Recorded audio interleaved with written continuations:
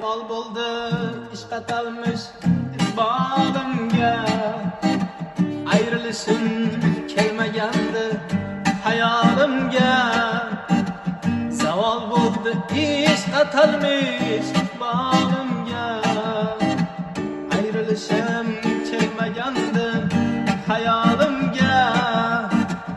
O'yin kuni oqlarimdan ko'k titradi, osmon cho'kib